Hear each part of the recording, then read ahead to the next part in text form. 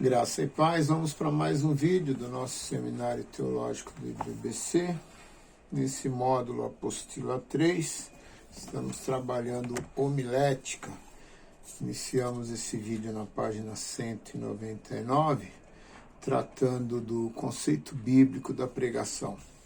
Encontramos a pregação como parte integrante do ofício profético no Antigo Testamento, como no Novo Testamento, como missão mais importante dos apóstolos e da igreja primitiva.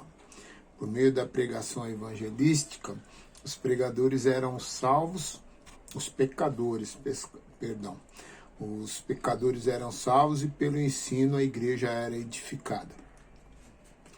Etimologia. O termo pregação vem do latim predicare, que significa proclamar. O termo grego é querigma, que significa mensagem, pregação. O termo pregação em português só ocorre 11 vezes na Bíblia, sendo 10 no Novo Testamento. Mas os cognatos como proclamação, anunciar e pregar em suas várias formas verbais ocorrem 346 vezes em toda a Bíblia. A definição. Há algumas definições importantes sobre a pregação, das quais destacamos duas que demonstram mais nitidamente o caráter e a natureza da pregação. Primeiro, exarada por Charles W. Collier. A pregação é aquele processo único pelo qual Deus, mediante seu mensageiro escolhido, se introduz na família humana e coloca pessoas perante si, face a face. Sem essa confrontação, a pregação não é verdadeira. E segundo, por também declaração de Andrew W. Blackwood, pregação é a verdade divina através da personalidade ou a verdade de Deus apresentada por uma personalidade escolhida para ir ao encontro das necessidades humanas. A natureza da pregação. A pregação faz o elo entre homem e Deus. Sem a proclamação da palavra não há tal relação. O Espírito Santo interage por meio da pregação a fim de convencer, fortalecer e edificar. A pregação consiste basicamente em anunciar o reino de Deus. A relevância da pregação. A relevância da pregação consiste em reconhecer a importância fundamental que ela tem no plano de Deus para o homem. Esse plano é a salvação. E para a igreja, que é edificar. Essa relevância deve ser contrastada com a irrelevância dos temas abordados nas pregações, que não interessam ao povo pela falta de conteúdo. A relevância da pregação deve primeiramente ser reconhecida pelo próprio pregador. Isso só acontecerá na medida em que houver uma conscientização da importância da pregação e aceitar as implicações inerentes a ela, o preparo adequado, a dedicação, a prioridade e etc. Na história dos reformadores e dos puritanos, a pregação, que havia perdido a sua centralidade na igreja medieval, foi elevada à sua devida posição na liturgia da igreja. A partir daí, a pregação foi considerada a parte mais importante de um culto cristão.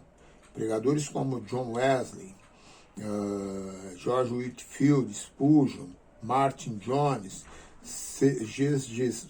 G.C. Morgan e tantos outros deram uma grande contribuição para o reconhecimento da relevância da pregação. A eficácia da pregação. A eficácia da pregação depende, em primeiro lugar, da obra e da capacitação do Espírito Santo. A ação do Espírito Santo começa desde a escolha do tema e do texto a ser pregado, como na preparação do sermão e na entrega da mensagem pelo pregador. Os objetivos da pregação. A pregação não é um fim em si mesma, ela tem objetivos sublimes. Paulo afirmou que a pregação tem por finalidade comunicar aos homens todo o desígnio de Deus. O pregador é apenas um instrumento da vontade de Deus para que a sua palavra cumpra o propósito determinado. Além dos objetivos específicos, também a pregação tem objetivos gerais como os objetivos evangelísticos, doutrinários, éticos, devocionais e pastorais. O conceito da pregação no Antigo Testamento. Os termos usados para a pregação no Antigo Testamento, e aqui a gente vai tratar de hebraico e aramaico: bazar, contar boas novas; cara, chamar ou proclamar; e natap, palavras essas ligadas ao conceito da pregação no original, no Antigo Testamento. Tanto no Antigo Testamento como no Novo Testamento, as expressões usadas para denotar a pregação têm características de proclamar e anunciar. As pregações eram mensagens recebidas de Deus e entregues aos povos e aos reis. Essas mensagens, introduzidas com o "assim diz o Senhor", variavam quanto à sua natureza. A pregação é caracterizada da seguinte maneira: instrumento, um profeta, ainda que com relutância; mensagem, sempre arrependimento; natureza, divina, a mensagem era de origem divina e o profeta não tinha liberdade de alterá-la; resultado, arrependimento e conversão da população ninivita; e motivação, a compaixão de Deus. Essa pregação, com seus resultados, não foi uma regra na história da pregação do Antigo Testamento. Nós estamos tratando aqui, nesse tópico, da pregação de Jonas ao povo de Nínive. Essa pregação não foi na história do Antigo. Pelo contrário, na maioria das vezes, as pregações não produziram o efeito de arrependimento no coração dos ouvintes. A semelhança de João Batista, algumas pregações foram feitas como num vácuo, e algumas vezes o pregador já era conscientizado por Deus antecipadamente de que sua mensagem seria rejeitada. Conceito bíblico da pregação do Novo Testamento. Os termos mais usados para a pregação no Novo Testamento, e aqui nós vamos usar palavras já no grego, né? Primeiro, queris, proclamar como um arauto; evangelizomai, levar as boas novas; didasquém, ensinar; e martirel, testificar. Além desses, há outros como diângelo, declarar-se; laléu, falar; homiléu, palestrar ou conversar; e catangelo, proclamar. Natureza da pregação. Os principais termos para a pregação do Novo Testamento dão uma ideia geral da natureza da pregação. Os termos mais usados são: queriço, significa proclamar como arauto as coisas concernentes ao rei e aos seus decretos. Euangelizomai significa anunciar as boas novas. Martirem significa testemunhar ou testificar. E didasquém significa ensinar. Característica da pregação.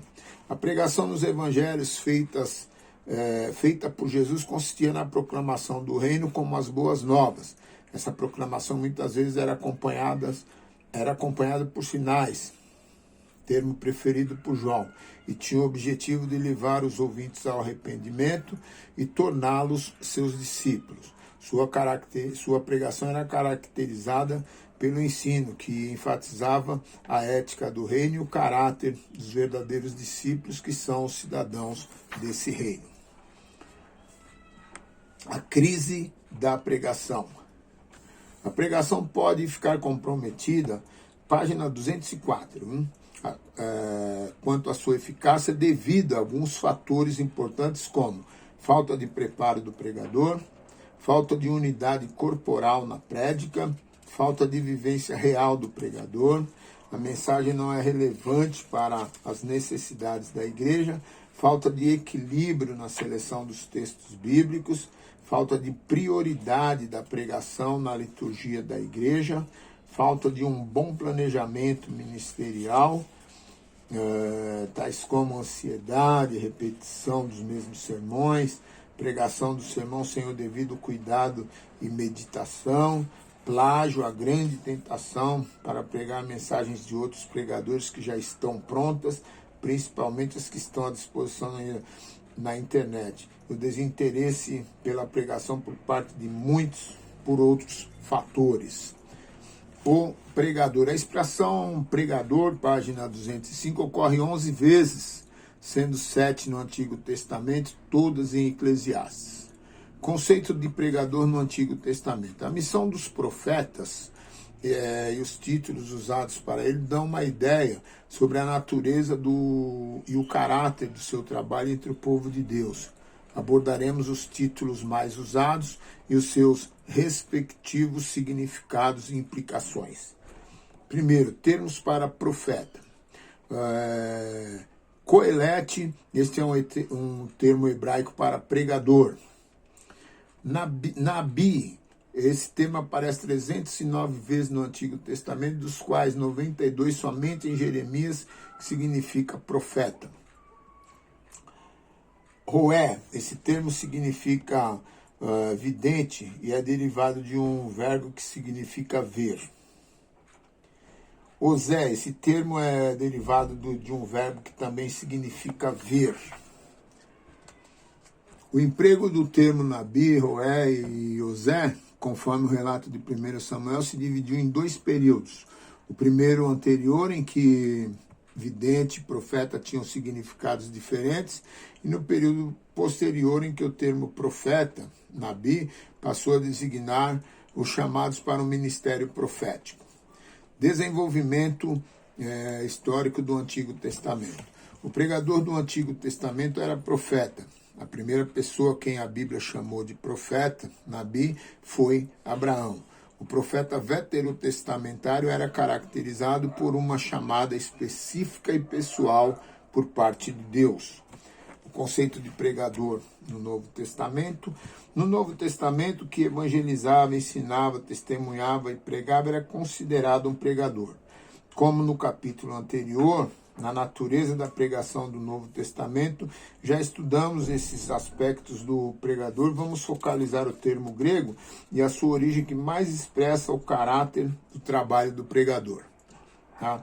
Nós encerramos na página 206 e prosseguimos na 207 no nosso próximo vídeo. Que Deus abençoe e uma boa aula.